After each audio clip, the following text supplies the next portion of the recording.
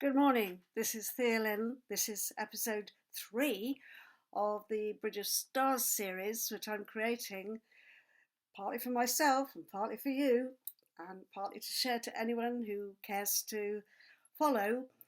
And I'm using this series, these morning calls, morning videos, to share some ideas that could be helpful, uplifting, inspiring, and insightful for the time that we're going through. The time that is so challenging.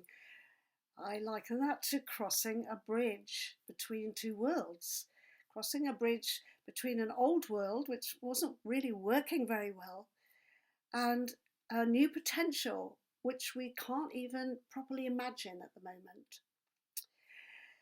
So if you enjoy these little offerings, then make sure you subscribe and press the bell so you get reminded when a new one comes along. And please share with your friends, because obviously I would like to extend the invitation to as many people who is possible. It's possible on the internet to share with lots of people. So I always start the session, this is my practice that I've started, with an angel script card.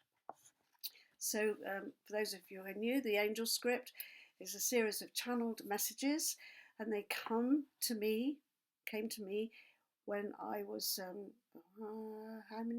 not going to tell you how old I was, but I will tell you it was in the mid-90s. So it was a long time ago that these channeled messages came to me. And we created a deck of cards to go with them with the help of my husband, Will. And those cards have been put through 2 editions.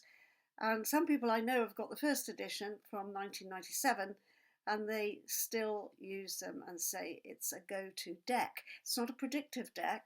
It's not quite like a tarot deck, but it's a deck where you can access some heavenly wisdom, because the characters that we use are called the writing of the angels.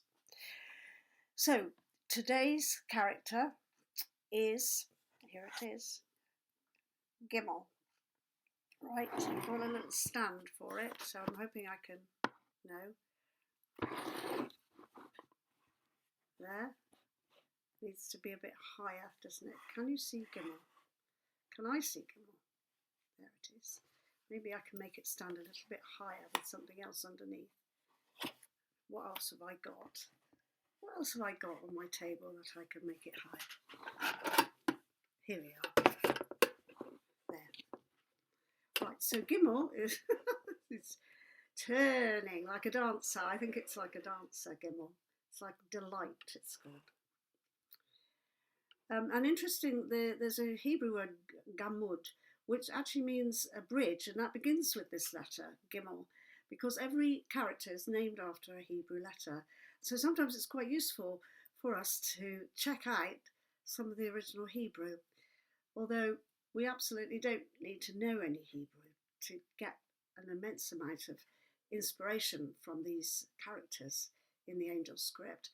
And I have to say, when I first came across them, I didn't know any Hebrew at all. And I have to say that quite a few years later, I still am a complete novice with Hebrew, although I know a teeny little bit. And I find out teeny little bits when I feel drawn to it, or when I feel it's helpful insights that I can get.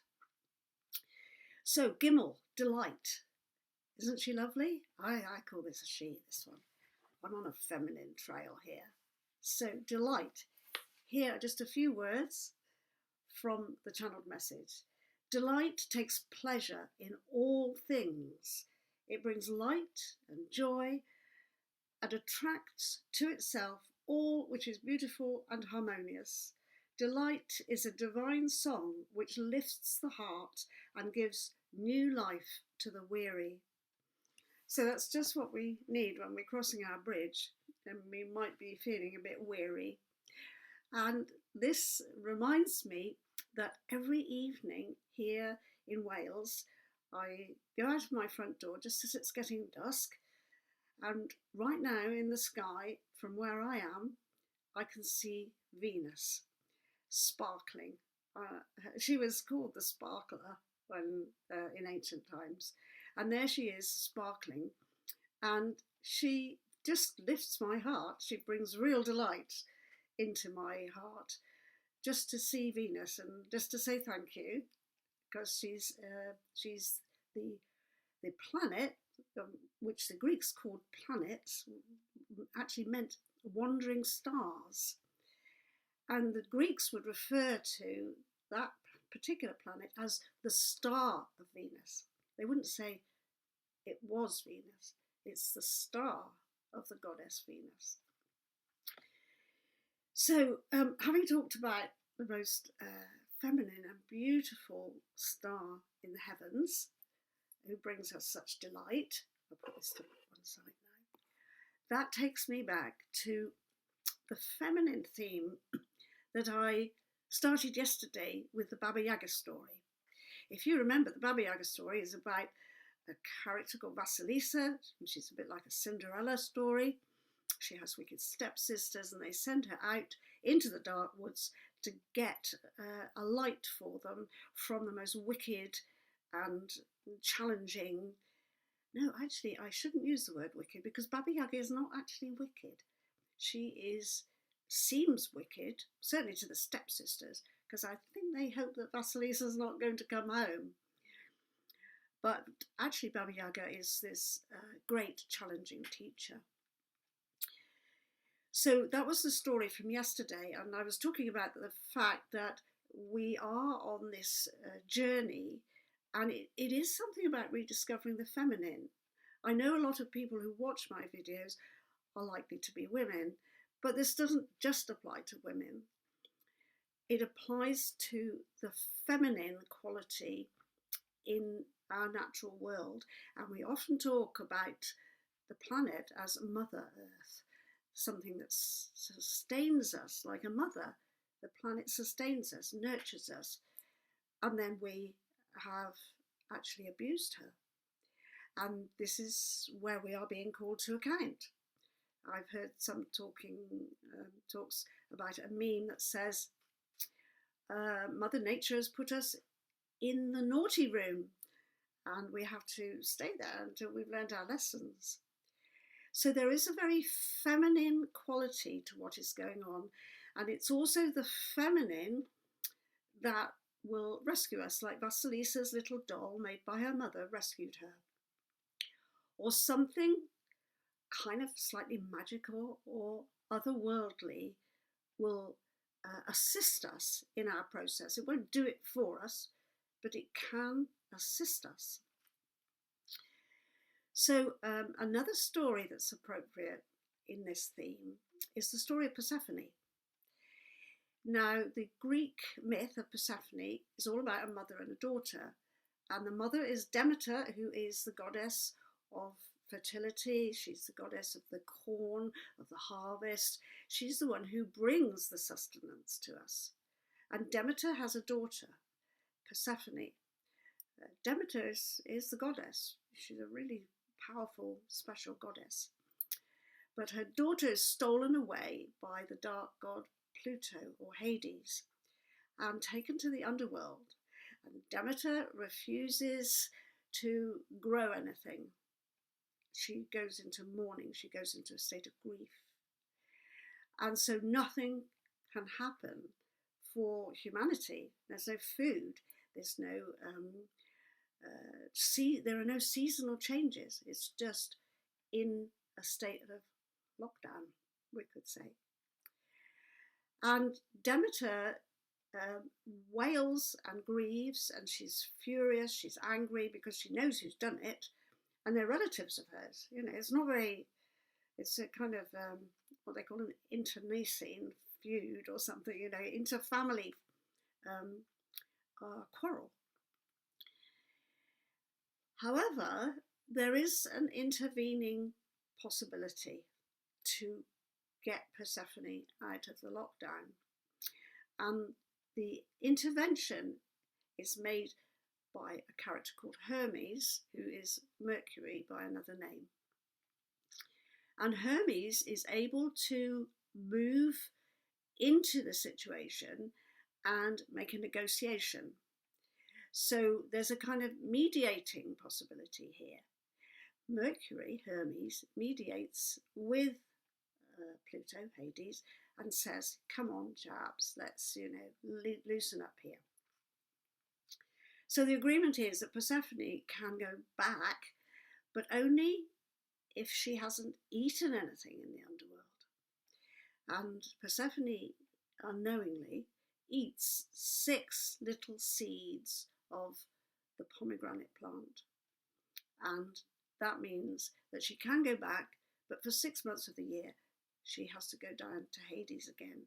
And that is a mythology that explains why we have summer and then we have winter. Winter is when Persephone is underground again. Now, the story there is telling us that Persephone is separated from her mother. Her mother is a goddess. She's like regal, she's a queen. But Persephone is a child. Persephone, the daughter, is only a princess. And it's in the process of going down, meeting the god of the underworld, accessing the darkness, and then returning, that Persephone herself is able to grow up. She's able to mature. She's able to become a queen in her own right. So the maturity of a personality, the maturity of a human being or even the human collective evolves by meeting the darkness, by meeting Hades, the underworld, the god of death, and facing it and saying, oh yeah, I know you're there and I'm willing to acknowledge your power. But then I'm going to live my life. And I'm going to live my life as a sovereign self, as a queen or a king in the land. And I don't deny death. I don't deny the fact that everything has a season. To everything there is a season. Turn, turn, turn. So this is part of a maturing process. And I have to say, I think that's really key for both men and women right now. And the women should look to themselves particularly, because there is quite a strong desire and a cultural tendency to want to encourage young girls to be princesses, to be always a princess and never a queen. So hold that thought. Do you want to be always a prince or a princess? Or would you like to grow up to become a king or a queen? And we'll come back to that issue of growing into your sovereignty, of us collectively growing into our real sovereignty, not as tyrants on this planet, but as stewards in service to the kingdom. That is a theme I'm going to come back to. So to close, I have another poem from the book of Star, the Bridge of Stars book. And I do allow myself just to be led to what is right. And I just opened this literally this morning, and it has this poem. Well, it's actually a prayer, and it comes from Iceland. And it says, it's called The Traveller's Cloak. As I travel through the night, protect me with a cloak of heaven's shining might, moon's floating light, fire's passionate flare, ocean's swirling depth, earth's grounding patience, wind's soaring wildness, owl's piercing eyesight. Piercing eyesight. The piercing eyesight of the owl is at its most greatest height, its greatest function happens in the darkness. And we are in the darkness, but we're crossing a bridge, and there are stars guiding the way. Bless you. See you again tomorrow.